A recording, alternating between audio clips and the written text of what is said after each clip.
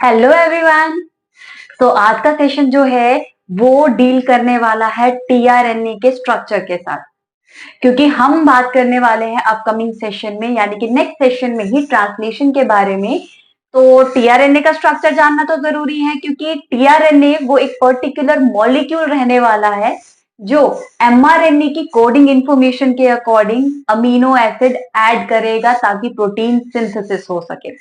सो जब हमने transcription deal किया था, ट्रांसक्रिप्शन के दौरान हमने देखा था कि we have three particular type of RNA. The mRNA, जिसे मैसेंजर आरएनए कहा जाता है, वो आरएनए जो कि इंफॉर्मेशन स्टोर करता है फॉर प्रोटीन सिंथेसिस, राइट। उसके बाद आरआरएनए जो राइबोसोम फॉर्मेशन में इन्वॉल्व होता है, राइबोसोम का हिस्सा होता है, वही राइबोसोम जो हमने cell the unit of life में डिस्कस किया था, जिसके स्ट्रक्चर की और फंक्शन की बात की थी। हमने वहां जाना था कि आरआरएनए जो है यानी कि राइबोसोम जो है वो प्रोटीन सिंथेसिस करता है, यानी कि प्रोटीन को सिंथेसाइज करने की जगह दे रहा है। और वो प्रोटीन सिंथेसाइज किसके अकॉर्डिंग होता है? एमआरएनए की कोडिंग इंफॉर्मेशन के अकॉर्डिंग। ट्रिपलेट कोडॉन जो भी लास्ट सेशन में ही डील किए। तो मतलब आप बहुत सारी चीजें जो है अब कनेक्ट कर पाओगे, सेल, बायोमोलिक्यूल्स और जेनेटिक कोड्स, ये सारी इंफॉर्मेशन जो है वो रिलेटेड है। ठीक है। तो हमने अभी तक एमआरएनए के बारे में जाना, जिसमें हमने देखा था कि किस तरीके से इंट्रॉन्स रिमूव हुए, कैपिंग हुई, पॉलीएटेल ऐड हुई, और उसके बाद जेनेटिक कोड्स के हिसाब से देखा जाए तो किस तरीके से कोडॉन अरेंजमेंट्स होते हैं और किस हिसाब से प्रोटीन सिंथेसिस होती है, अमीनो एसिड ऐड होते हैं। वही हमने cell the unit of life में राइबोसोम का स्ट्रक्चर डील किया है ना। तो फिर टीआरएनए के साथ तो पार्शियलिटी नहीं कर सकते ना, टीआरएनए का स्ट्रक्चर भी जानेंगे, क्योंकि एक बहुत इंपॉर्टेंट मॉलिक्यूल है, बहुत इंपॉर्टेंट बायोमोलिक्यूल है, जिसे अडेप्टर बायोमोलिक्यूल और अडेप्टर मॉलिक्यूल भी कहा जाता है। ठीक है। अडेप्टर आरएनए और अडेप्टर मॉलिक्यूल वो इसीलिए क्योंकि ये कनेक्ट करता है कोडिंग इंफॉर्मेशन को विद प्रोटीन सिंथेसिस। यही वो आरएनए है जो एमआरएनए के कोडिंग सीक्वेंस के अकॉर्डिंग अमीनो एसिड लाके देता है ताकि प्रोटीन चेन बन सके, पेप्टाइड बॉन्ड बन सके। सो टीआरएनए बाकी दो आरएनए की तरह ही एक बहुत बहुत बहुत इंपॉर्टेंट आरएनए मॉलिक्यूल है। ठीक है। सो इसके बारे में भी जानेंगे। ये सबसे पहले और बहुत इंपॉर्टेंट चीज जो हमें यहाँ पे डिस्कस करनी है वो है टीआरएनए का स्ट्रक्चर। लेकिन जो आपकी एनसीईआरटी में स्ट्रक्चर दिया गया है वो क्लोवर लीफ मॉडल के अकॉर्डिंग है, तो हम वही स्ट्रक्चर जो है वो डील करेंगे। तो क्लोवर लीफ मॉडल के अकॉर्डिंग जो टीआरएनए का स्ट्रक्चर है वो क्लोवर लीफ लाइक है। तो एमआरएनए के केस में आपने देखा था कि एक लीनियर चेन थी, कोडिंग सीक्वेंस था, दैट्स इट, है ना। बट टीआरएनए के केस में ना जो हमारे पास आरएनए है ना, जो नॉर्मली लीनियर एक सिंगल स्ट्रैंडेड रहता है, वो आरएनए में ना कॉम्प्लीमेंट्री बेस पेयरिंग हो जाती है। बट किसी दूसरे आरएनए स्ट्रैंड के साथ नहीं, आपस में, जिसकी वजह से एक क्लोवर लीफ लाइक अरेंजमेंट बन जाता है। सो वही स्ट्रक्चर यहाँ पे जानेंगे। सो मैं ड्रॉ कर रही हूं स्ट्रक्चर। तो सबसे पहले ये आ गई हमारे पास 5' एंड से स्टार्ट कर रही हूं। ये 5' चेन, ये यहाँ पे लूप बना, ये यहाँ पे दूसरा लूप। अब खुद देख रहे हैं किस तरीके से अरेंजमेंट्स आ रहे हैं, एक ही चेन में आपस में बेस पेयरिंग हो गई है। ठीक है। सो इस तरीके से स्ट्रक्चर है। सो जिसमें से ये जो आपको थोड़ी सी आम लंबी दिख रही है, ये है 3' एंड। ठीक है। सो सी सी ए अरेंजमेंट रहेगा यहाँ पे। ये 3' एंड है और ये 5' एंड है। सो अगर आपने न्यूक्लिक एसिड वाला सेशन देखा है तो आपको क्लैरिफाइड होगा कि 5' एंड में ना फॉस्फेट ग्रुप जो है वो फ्री होता है। ठीक है। सो फॉस्फेट ग्रुप यहाँ पे फ्री होगा। ठीक है। फॉस्फेट ग्रुप यहाँ पे फ्री होगा 5' एंड पे, और 3' एंड पे OH ग्रुप फ्री होगा। और याद रखेंगे टीआरएनए के केस में 3' एंड पे एक सीक्वेंस होता है, दैट इज CCA। फाइन। अब यहाँ पे बीच में बेस पेयरिंग हुई है जिसकी वजह से ये अरेंजमेंट आ रहा है।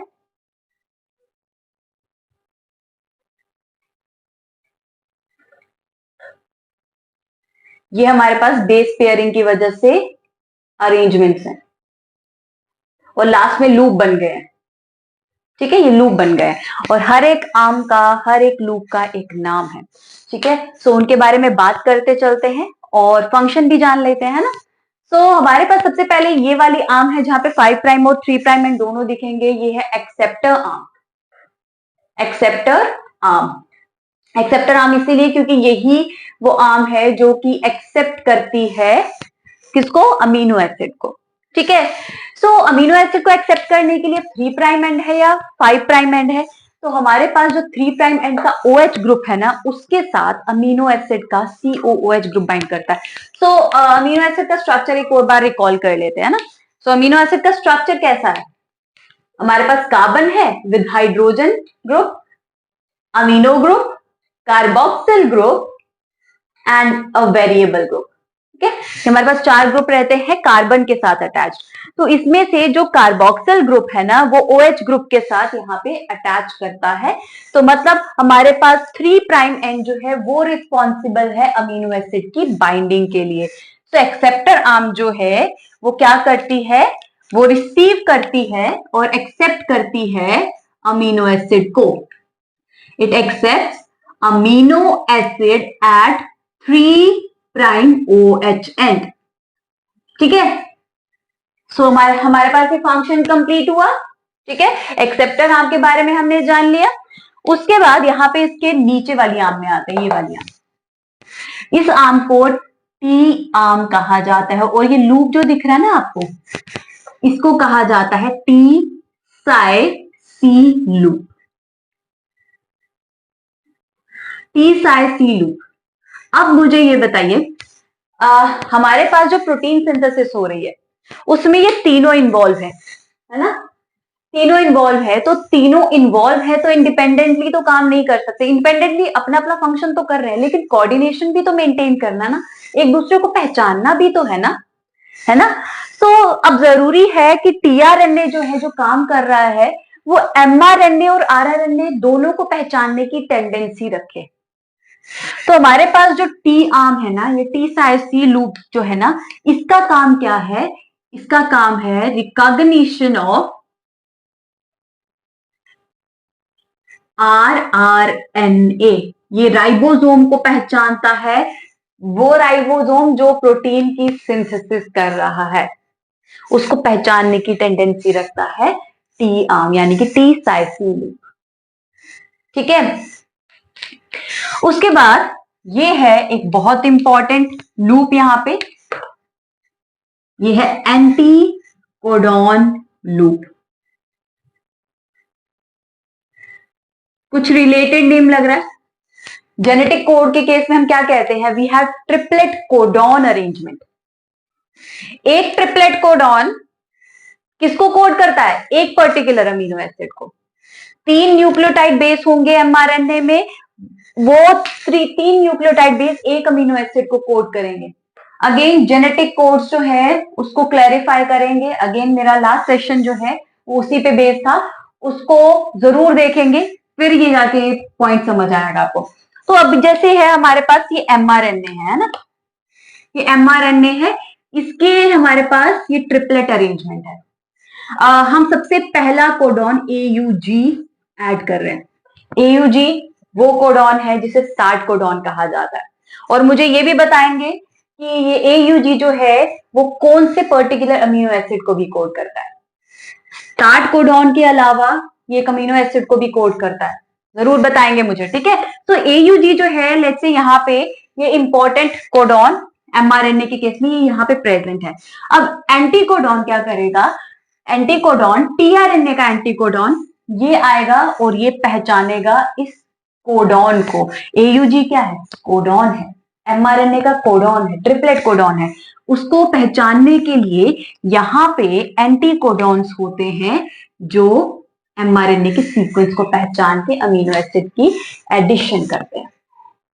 अगर आपके पास यहाँ पे AUG है तो यहाँ पे होगा UAC और ये पहचान जाएगा। क्योंकि AUG जो है स्टार्ट कोडॉन भी है, तो हमारे पास सबसे पहला टीआरएनए जो होता है वो इसी एंटी कोडॉन के साथ आता है, AUG को पहचानता है, पहला अमीनो एसिड ऐड करता है, फिर बाकी टीआरएनए की बारी आती है जो फर्दर यहां पे कोडॉन्स को रिकॉग्नाइज करते हैं, ठीक है, और रिकॉग्नाइज करके अमीनो एसिड को ऐड करते रहते हैं। याद रखेंगे अब नेक्स्ट टीआरएनए इन 3 ट्रिपलेट बेसिस को रिकॉग्नाइज करेगा with the help of these 3 nucleotide basis जिन्हें एंटीकोडॉन्स कहा जाता है, ठीक है। सो अभी 3-3 करके रिकॉग्निशन होगी, टीआरएनए अमीनो एसिड ऐड करता हुआ चला जाएगा, वही अमीनो एसिड जो एक्सेप्टर आर्म के 3 प्राइम एंड पे बाइंड किया, ठीक है। सो इस चीज को ध्यान रखेंगे, एंटीकोडॉन लूप में एंटीकोडॉन्स होते हैं जो कॉम्प्लीमेंट्री होते हैं किसके, कोडॉन्स के, जो एमआरएनए में प्रेजेंट रहता है। तो ये एमआरएनए है और एमआरएनए के केस में सबसे पहला कोडॉन जो रिकॉग्नाइज होता है वो एयूजी होता है, ठीक है, स्टार्ट कोडॉन है। अब बचा हमारे पास ये वाला लूप, ये जो है इस आर्म को कहा जाता है D arm, D arm with this loop is DHU loop। अब DHU loop जो है वो इसीलिए कहा जाता है क्योंकि यहां पे एक मॉडिफाइड न्यूक्लियोटाइड होता है दैट इज डाइहाइड्रोयूरिडीन, मॉडिफाइड है, ठीक है, मॉडिफाइड न्यूक्लियोटाइड है, उसकी वजह से DHU loop। And what's the function of this particular arm, इसका फंक्शन क्या है, इसका फंक्शन है it recognize amino acyl tRNA synthetase। किसी एंजाइम का नाम लग रहा है ना, तो ये एंजाइम ही है। अब अमीनो एसिड के अपनी मर्जी से बाइंड कर जाएगा यहाँ पे, है ना, अब उसको बाइंड करवाना पड़ेगा, अमीनो एसिड ऐसे बाइंड नहीं करते, अमीनो एसिड को बाइंड करवाना है, उसको लोड करना है, तो उस प्रोसेस को पूरा कैटेलाइज करने के लिए यहाँ पे ये पर्टिकुलर एंजाइम रहता है, अमीनो एसाइल, नाम से पता चला अमीनो एसाइल टीआरएनए सिंथेटेज, ठीक है। ये एंजाइम जो है वो हेल्प करता है अमीनो एसिड को इस एक्सेप्टर आर्म में लोड करने के लिए। हर एक अमीनो एसिड के लिए ना different amino acyl tRNA synthetase है और उसी के हिसाब से अलग टीआरएनए। देखो हमारे पास अलग अलग टीआरएनए 20 अमीनो एसिड और 20 टाइप ऑफ टीआरएनए और 20 type of amino aside tRNA synthetase, वो अटैच होता है, वो यहाँ पे प्रेजेंट होता है, यहाँ पे इस पर्टिकुलर आर्म जो है उसको रिकॉग्नाइज करता है और उसको रिकॉग्नाइज करने के हिसाब से वो यहाँ पे अमीनो एसिड ऐड करता है। ये यहाँ पे कौन सा अमीनो एसाइड टीआरएनए सिंथेटेज जो है वो इस पर्टिकुलर टीआरएनए को रिकॉग्नाइज कर पाएगा, वो भी स्पेसिफिक है ना। तो वैसे ही हम क्या कह रहे हैं, हर एक अमीनो एसिड के अलग अलग टीआरएनए और उसी के according specific amino aside tRNA synthetase. अब ये क्या करेगा, डीएचयू लूप की हेल्प से टीआरएनए को एनालाइज करेगा, पहचानेगा और पहचानने के बाद अकॉर्डिंगली स्पेसिफिक अमीनो एसिड को यहाँ पे अटैच कर देगा और अटैच करने के बाद ये टीआरएनए जाएगा इस आर्म की हेल्प से राइबोसोमल आरएनए को पहचानेगा और देखेगा हाँ यहाँ पे प्रोटीन सिंथेसिस हो रही है, ये पर्टिकुलर राइबोसोम है जहां पे मुझे अमीनो एसिड ऐड करके जाना है, बट कहाँ पे ऐड करना है, तो ये क्या करेगा, एंटीकोडॉन की हेल्प से ना एमआरएनए में यहाँ पे फिक्स होने शुरू हो जाएगा। तो यहाँ पे देखेगा कि हाँ मेरा मैचिंग सीक्वेंस ये है, यहाँ पे मेरा मैचिंग कोडॉन है, तो उसके हिसाब से अमीनो एसिड को यहाँ पे ऐड करके चला जाएगा, ठीक है। सो प्रोसेस क्या है, पूरा मैकेनिज्म क्या है, उसको जानने के लिए we have to move to the next session, ठीक है, ट्रांसलेशन की बात करेंगे जब हम, बट फिलहाल ये है हमारे पास टीआरएनए का स्ट्रक्चर जो कि हेल्प करता है प्रोटीन सिंथेसिस में। देखो कितना स्पेशल डिजाइन है, हर स्ट्रक्चर को रिकॉग्नाइज करने के लिए अलग अलग आर्म, लोड करने के लिए अलग आर्म, ठीक है। So this is about the structure of tRNA. Next session में मिलते हैं with the process of translation और डिस्कस करते हैं कि ये स्ट्रक्चर्स जो है मिलकर किस तरीके से प्रोटीन की सिंथेसिस करते हैं।